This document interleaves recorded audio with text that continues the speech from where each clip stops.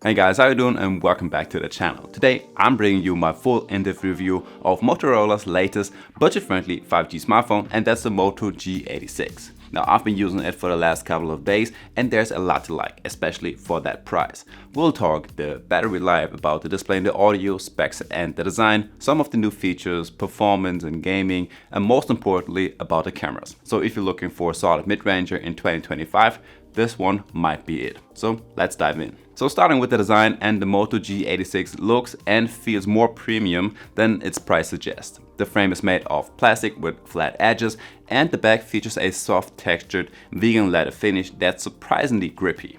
It comes in classic colors like Cosmic Sky, Gold, Black and Red. At just 7.87mm thick and 185 grams, it's super comfortable in the hand. It is also IP68 water resistant, which means you can go into the water without worries. Now Motorola equipped the G86 with a 6.67-inch P OLED display, which is protected by a Corning Gorilla Glass 7i, running at a smooth 120Hz refresh rate and a sharp 1.5K resolution. It's also super bright, peaking at up to 4500 nits, making it clearly visible outdoors. Colors pop, blacks are deep, and streaming videos is definitely a good experience with a display to body ratio of 90%. Like every Moto smartphone, you also get some additional features like you can change the color from vivid to radiant, you can adjust the color contrast, there's a night light and flicker prevention. Audio-wise, you get stereo speakers with Dolby Atmos support. They're surprisingly loud with a good amount of depth and separation for a mid-range device. Whether you're binge watching or gaming, the audio experience here is generally enjoyable. So the battery life has been rock solid. Inside is a 5200 mAh battery that easily gets me through a full day and often into the second. Compared to last year's version, the G85, this one is 200 mAh bigger. With moderate usage, streaming and social media, photography and some gaming, I average about 8 hours of screen on time. Charging is handled via 30 watts turbo power, and while it's not the fastest on the market, it takes the phone from 0 to 100% in about 70 minutes, so not that bad for that category. Now under the hood, the G86 runs on the MediaTek Dimensity 7300. It's paired with 8 gigs of RAM and 256 gigs of storage, which is expandable via microSD. Now performance-wise, it handles day-to-day tasks with ease, app launches are quick, multitasking is smooth, and I didn't notice any lag during my testing. And what about the gaming? Surprisingly solid. I tested titles like Genshin Impact. While high-end games need to be played on medium settings, gameplay remains fluid. And thanks to Motorola's improved thermals, the phone doesn't heat up excessively, even during longer sessions. Then there is also a game turbo mode, which I would definitely toggle on while playing. On here you can also adjust the brightness, you can block calls and notifications, and you can even see the FPS rate, which I love as a tester. The Moto G86 ships with Android 15 out of the box, and Moto promises up to 4 years of security updates. Now the interface is clean, close to stock Android, but includes some useful Motorola gestures, like you can chop to turn on the flashlight, 3-finger screenshot, peek display for notifications, or you can tap the backside to open up one of your applications.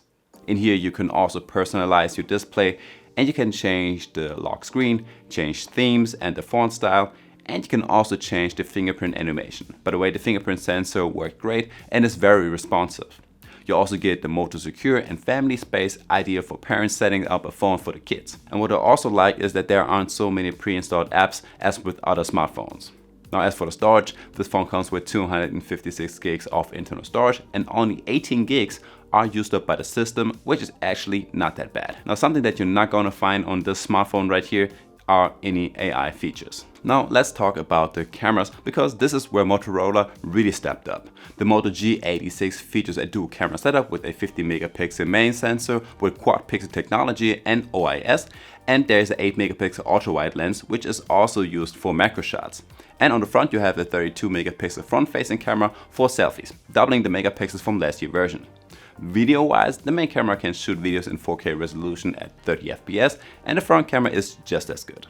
You also get some camera modes, like there's a portrait and a pro mode. You can shoot slow motion videos, there's a night vision and time lapse, just to mention a few of your options. So how do the photos actually turn out? As for the main camera, daylight shots are impressive, there's plenty of detail, colors are balanced, not too saturated, not too dull, and dynamic range is solid. Shadows and highlights are managed well, even in high contrast scenes. I especially noticed how well the phones handle skin tones. The portrait mode is surprisingly accurate, edge detection is sharp, and the background blur looks natural without going overboard. You even get adjustable bokeh strength in the settings. As for the ultra wide angle camera, this one isn't as sharp as the main sensor, but it still captures usable images, especially in good lighting. There's a bit of softness at the edges and some distortion, but it's manageable.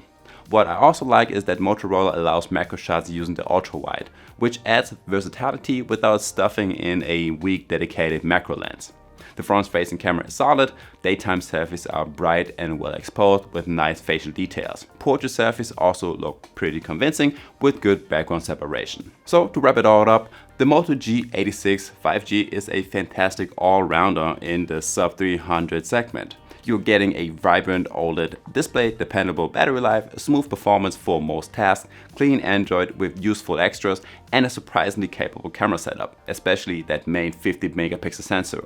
Now for students, casual users, or even as a secondary device, the Moto G86 delivers excellent value. And guys, that's already it. So if you liked the video, make sure to give it a thumbs up, and I guess I will see you in the next one. Peace.